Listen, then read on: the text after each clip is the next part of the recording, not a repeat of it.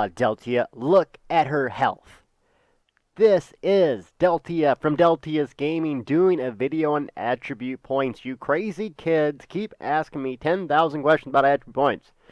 So I want to make a video about it so I can tell you guys to come watch this goddamn video and ask these questions about attributes here. So we're going to settle the attribute. What do I put my points in and why? With some highly motivated, inspirational entertainment here for you today. Let's get started. Alright, first off, I love answering questions. I really do. I love when you guys ask me questions, but I really love the why questions. The why questions mean someone is trying to understand the mechanics, the premise, the idea behind something. And I think when we ask why questions, we all can learn something, specifically about attribute points. 1.6 came out, attribute points are up in the air. People, oh my god, what do I do with attribute points? Oh my god. I'm going to show you what attribute points literally do, literally, not figuratively, how you can manipulate them, what is good, what is bad, depending on your race choice, and show you all the things that I take into account when setting attribute points, because it's never the same answer. It isn't. It really is not. I'm going to show you why. So first things first, what do attribute points do? Sounds super simple, but I'm going to answer the question. 1 piece of health, 122 health, 1 magic, 111, 1 stam, 111. See a pattern here? So you get a little more health, a little less magic and health. A little less magic and stamina. Okay, so let's keep that idea. Deltia, how many attribute points do you have on DPS, tank, blah, blah, blah, blah, blah, blah? Here's one reason, Charlie, I can't give you that answer. I'm on my Denver. I'm on a Dark Elf. I do increases max magicka and stamina by 2%. Clickety click. 122. But guess what? That 122 that we just put in there now has a 2% modifier. Let's keep it going. Champion points.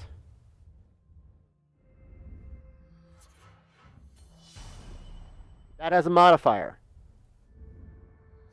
So, now, looking at this, all attribute points do, look at my health, it's different now.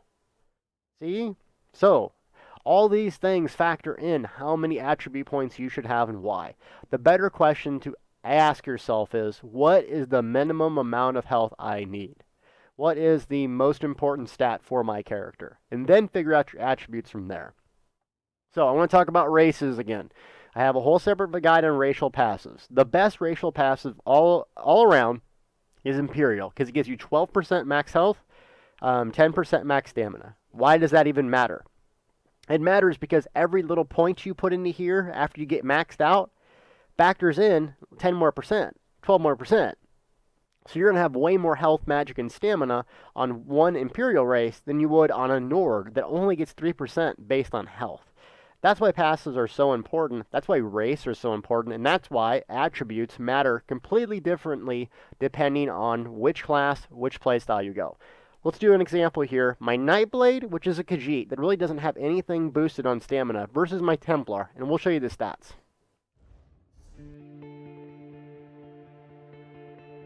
What's up with that mask, yo? You like that 9-month loyalty reward right there? It's pretty sick, huh? Alright, back to business. On King Full Test, this is my Nightblade. So, a couple other things that affect attribute points that not a lot of people think about. You have to ask yourself, are you leveling? Are you endgame? Are you doing a tank? You doing a DPS, a healer, so on and so forth. If you're doing a DPS, you get damage based on what weapon you use, what armor you have, your max stamina and or weapon power, or your max magicka and or spell power. So, you can increase those by using attributes. For my guy here, I'm a stamina DPS. So, just like that, I want to have stamina. So 32 points in a stamina gets me almost to 19,000, or a little bit over 19,000. Now, why do I have 30 points in health? Why do you even put points in health, or when would you? Is probably the better question. When would you put attributes in? Why? You put attributes in health as a DPS to reach that certain threshold that you need in order not to die by a one-shot. Right now, generally the biggest hit you're going to see on Update 6 is around 17,000. Now that's just like a normal mob hitting you, not a boss or not anything like that. So you want to be slightly over by a decent percentage, maybe 5-10% over that number, so that way you don't get one-shotted.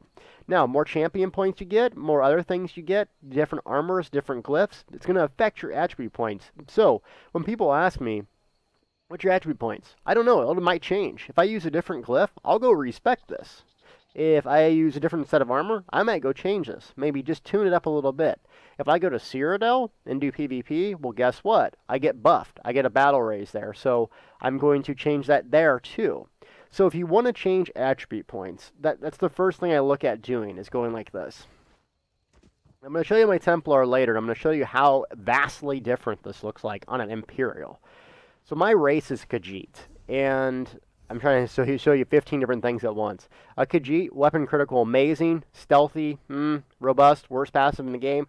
So as a Khajiit, I have zero racial passives for increasing my base stats. It's terrible. Get rid of robust. Elder Scrolls, if you're watching, this is the worst racial passive in the game. Get rid of it. So without any at all, complete, fully mid-maxed gear at endgame, I'm sitting at 20 and 20. Okay? Keep that in mind. 20 and 20 is important. So, with that being said, there's another way you can boost attribute points that not a lot of people think about, and that is the Undaunted Guild has a passive here, Undaunted Metal. Increases your max health, stamina, and magicka by 2% per type of armor. So if you wear 3 different types of armor, you get 6% instead of 2. That's an increase in 4% of the stats. So it's an easy way to increase your stats, thus making you hit harder. You wouldn't think that if I equipped a, what's this? It's medium. A heavy boot, that I would hit harder, but I do. Watch. Let's see. Rapid strikes. Oh, that's the crappy one. 2, 3, 1, 0.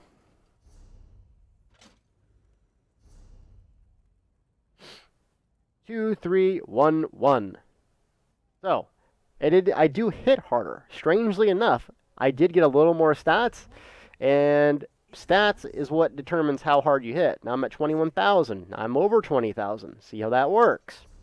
Now, this isn't a video on telling you how to min-max your gear and stuff. I'm going to show you another video of that. So don't go, Deltia, what do I do? There'll be 1,000 different videos for this sort of stuff. So that Undaunted passive is another reason I can't answer, you do this, you do that, because I just don't know. There's so many factors. Race, Undaunted attribute, armor. Those are the huge factors in what I use for attributes. If you want to respect your attributes, you come to these shrines, these rededication shrines, and specifically the Ariel one. Cost 3,000, you make it, you go back to 0. Okay, so let's see how vastly different this is on an Imperial versus a Khajiit. Now, Khajiits versus Imperials versus Templar versus Nord versus Dragon Knight, there's a million different factors specifically within the class. Because remember, some classes give you an advantage. I know, where does this one give this? Gives you an advantage for a certain amount of health per things you have slotted. So Dark Vigor, each shadow ability slotted increases your max health by 3%. Templars don't have that. So respecing a Khajiit Templar versus a Khajiit Nightblade is different. So the main lesson I want you to learn from this is if you're an endgame player, be at that threshold before you get one-shotted. Let's say it's 17,000, go a little bit above that, 20,000. If you're a new player and you're leveling and you're not TVR1, stop worrying about attributes. It's really not that important. You're going to spend 8 years at Veteran Rank 14. You're going to spend 3 months at Veteran Rank 1. What I'm trying to say is, it's just a small, tiny thing. Go all in health. Surviving is the name of the game, solo playing around. As you become more familiar with the game, you're going to understand attributes in a little bit deeper understanding. But really, you need to ask yourself, am I surviving? No, I need more health. Am I surviving but not doing enough damage?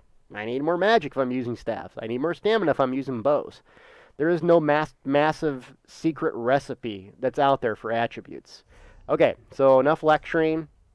30, 32. Let's go see what my Imperial looks like.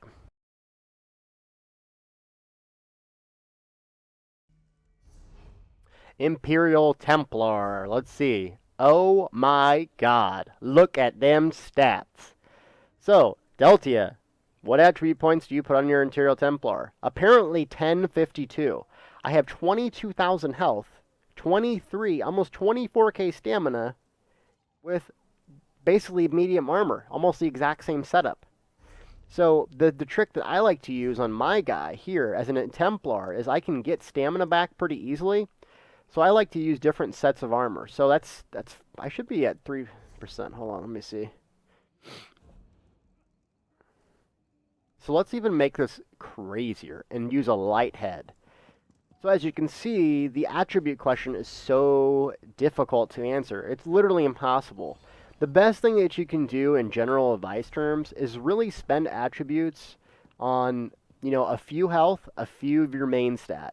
As a healer, you kind of treat it as a DPS. You know, whatever you can get above to not get killed instantly, and then dump the rest into magic. DPS, you're going to either... I don't mix them up hardly ever. In fact, I don't think I've ever mixed them up. So if I'm a tank, I go fully into health and stam. If I'm a DPS, I go fully into health, or stam, or health, or magic, depending if I'm using staffs, magic, bows, or daggers, or whatever. I'm using stam. I don't go into 3 spots. I do not. It just does not work for me. Is that the only... Am I the only person that plays this game successfully? Well, that's debatable sometimes. Absolutely not. Other people do 10 here, 15 here, 40, whatever here. You're going to get 62 to play with at the end of the entire game. I just highly recommend only putting them in 2. Because realistically, you're only going to get your main resources, your health, which you have to stay alive, and whatever you're doing damage with, or healing with, or blocking with, is your other attribute. You don't really need to triple them up. You don't need to mix them up. So what was I going to do? Oh, yeah. Delta, what the hell are you going to do? I don't know. Oh, damn it. Anyways, let's do something here. Where's the light head? I need a light head. No light heads. Jimmy. 24k stamina. So my health dropped, but I got a lot more stamina. And that's using a trick piece here. So I get 6% taking advantage of that 6% via the Undaunted. Though it looks really stupid. So attribute lesson 101 is, number 1, stop worrying about it. Number 2, if you're leveling, put it in health. If you're mowing through everything, don't put any more in health. If you're using weapons, put it into health and stamina. If you're using magic, put it into magicka and health. If you're a healer, magicka and health. If you're a tank, you might want to go full health. I don't know. If you want to be a block knight, you just go full health. If you want to have some more sustainability and you want to do your own thing, do that. Now, there's a case to put it in 3 pools for PvP. Because PvP, you might get damage from staves, but you have to CC, dodge, break CC, which is like about, well, it was 500 on the 1.5. I think it's, what, 5,000 or so. So there is a little bit of reason to have stamina on that. Now, I just use Tri-Stat Food, personally. When I say Tri-Stat Food at endgame, I mean this. Something that gives us all the pools. Now, you could actually get even more stats if you wanted to use double stat food. It only lasts an hour, but it gives you a lot more stats. So, attribute points. Don't worry about it. If you guys ask me this in stream, I'm going to send you here. Now, if you're trolling me, you know, I love that. But does this video make sense? Please leave me comments about attribute points. I really want to clarify this for you guys because I don't think you understand how invaluable or how non-valuable attribute points are. If you're talking 120 health, that's all it is. That's all it is. When I could get a Undaunted Metal passive, 2% of all my stats. So when I tell people stop worrying about 120 health, start worrying about active abilities. Start worrying about armor passives. One skill point can literally give you more critical for each piece of armor that you wear. One skill point can give you stamina regeneration. One skill point can give you a new skill that you can't be CC'd. I think skill points are 10,000 times more important than attribute points are. Because really, what's 122 health? It's nothing. A drop in the bucket. If you want to get even more technical about attribute points, then you really need to watch what you do with your enchantments. So, for instance, there's 3 places you get large slots. That's your head, your chest, your legs. So notice, my legs have 700 max health, yet Oh, this is a bad example. I'm going to show you something else. Let me grab something out of the bank because this is going to be a really terrible example if I don't. Okay, so my health in my legs is a large slot. So remember going back to our attribute argument in the beginning where I said 122 for one piece of health, one attribute in health, or 111 for stamina? So large slots essentially let you get more of your stat than small slots do. So if I put this exact same health glyph in my shoulders, I'm going to get about 300. I'm going to about 300 health. If I put it here, I'm going to get almost 700. The point I'm trying to make is you get more health per attribute. You get more health per slotting it in a large spot and then toning down your health attributes. That's how I do it. I get my pretty much all my health through just 3 enchants on my armor. This, chest, legs. For example, remember I said that it gives you more stats? 700 here on Dominion Guard. I look at my other purple piece, 590 stamina. That's the difference, is that basically you don't get as much stats for using stamina or magicka. So I pump up 3 parts of my armor, large pieces, and even using infused on those will pump it up even more. That frees up some other attribute points to kind of mid-max the way you want. So the whole point is kind of revolve around your gear, your setup, what you think is most valuable. That's worked for me as far as getting the most attribute points in a technical way, is using head, chest, legs, health. The rest, your main stat, stamina, magicka. You're a tank, you might go all health. That way I can really mess with my attributes later. So, you just logged on to 1.6. They'll tell you what the hell I do. This is what you do.